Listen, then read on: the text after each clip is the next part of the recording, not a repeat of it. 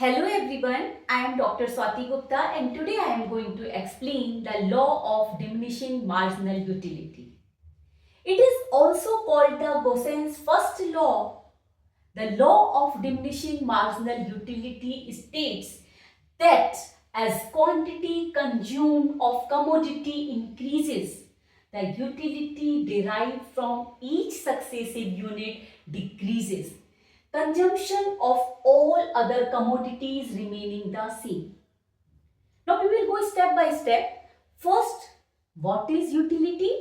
Utility is the capacity of a good that satisfies human want. What is marginal utility? Marginal utility is the extra satisfaction we get when we consume one more unit of a good. Now, what is the law of diminishing marginal utility? The law of diminishing marginal utility explains as we consume more and more units of a good, we get less and less satisfaction or utility from each successive unit of a good. For example, if you are hungry and you are eating a slice of pizza, the first slice will give you the highest satisfaction or utility. After one slice, your hunger is satisfied a little. After that, if you eat one more slice, it will not give as much satisfaction or utility as the first slice gave. After two slices, if you are taking one more slice, it will give lesser utility than the previous two. After three slices, your hunger is satisfied completely. Even then, if you take one more slice of pizza, it will give no satisfaction or no utility, or we can say zero utility, because your appetite is already satisfied. After four slices, even you overconsume the pizza and take one more slice of pizza, it will make you discomfort and utility will turn in disutility, or we can say from the fifth slice, you will get negative utility. Now, assumptions of the law. First, cardinal measurement of utility. According to this law, we can measure the utility in numbers and in utils. Even according to Marshall, we can measure the utility in terms of money. Second, utility is independent. Utility of one good depends only on that good, not on other goods. Or we can say utilities of different goods are independent from each others. Third, constant utility of money. For the application of this law, it is must that utility of money should be constant. Only then we can measure the utility of good in terms of money. Fourth, reasonable units. The units of a good must be in the proper amount. If you are thirsty, you should take water in glass and not in a spoon. Next, homogeneous goods.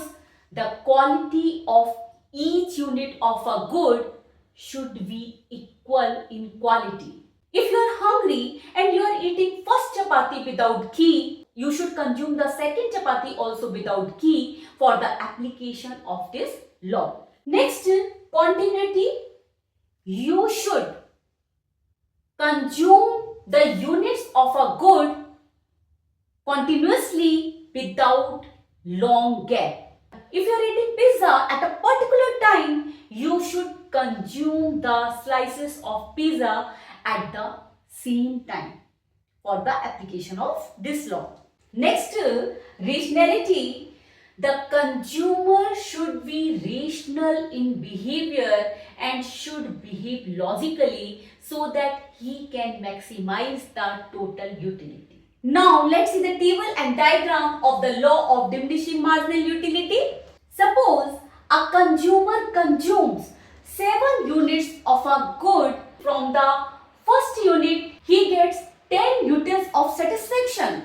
From the second unit he gets 8 units of satisfaction. From the third 6 units. From the fourth 4 units. From the fifth 2 units, and after 5 units if he consume one more unit then he get 0 utility, and after that also if we take one more unit then he will get negative utility. 10 to 2 up to 5 unit he is getting positive utility but at a diminishing rate. From the 6th unit he is getting 0 utility, and from the 7th he is getting negative utility. Now diagram OX number of units, OY marginal utility. From the first unit he is getting 10. From the second he is getting 8. From the third unit he is getting 6. From the fourth unit he is getting 4. From the fifth unit he is getting 2. From the sixth unit he is getting 0. That's why point is here only. From the 7th unit he is getting -2. When he draw the line from these points we will get the marginal utility curve. Marginal utility curve slopes downward, which shows as the consumption of the commodity increases, the marginal utility decreases from each successive unit. Now, there are limitations also for the application of this law. First, no change in taste, habit or income. If there is a change in taste, habit or income of a consumer, his utility will also change. That's why for the application of this law, these should remain same. Second, not applicable on money. The value of money is more to everyone. The more we have, the more money we want. That's why with each unit of money we get more utility, and this law will not applicable. Third, not applicable on rare collection. Few people are fond of collecting stamps, coins or antique piece. The more collections they have, the more satisfaction they get from these rare collection. That's why on the rare collection this law will not applicable. Next, not applicable on durable goods. Fridge, AC, furniture, all are durable goods, and durable goods are not consumed continuously. That's why this law will not applicable on the durable goods. Next, not applicable on complementary goods. The utility of complementary goods depends on the combination of goods. That's why we cannot measure the utility individually. Bread with butter, pen with ink.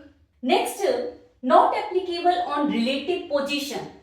For some goods, utility depends on others and it changes with the change in the other people's stock.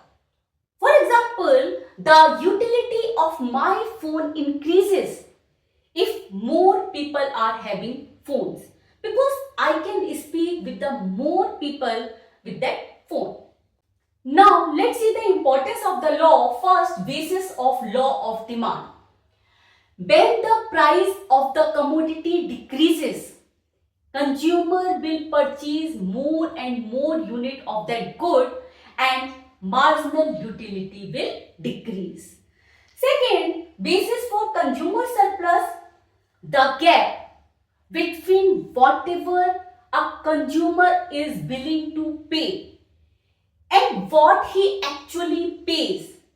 Whatever he is willing to pay, because from the initial units he get more marginal utility, that's why he is willing to pay more. Next, helps government to reduce inequality and taxation policy.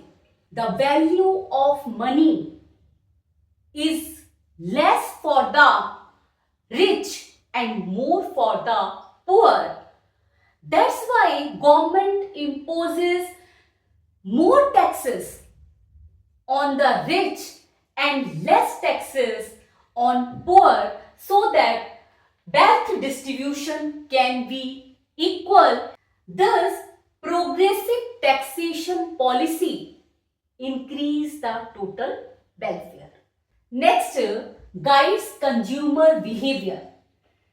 This law guides consumer behavior because consumer spends his money in such a way so that he can maximize his total satisfaction or total utility. Next, price determination. This law helps in price determination. If a seller wants to increase his sale, he decreases the price of a good. Because price of the good depends on the marginal utility of a good. And if he decreases the price, consumer will ready to purchase more and more unit of that good. Hope you understood the law of diminishing marginal utility. See you in the next video. Thank you.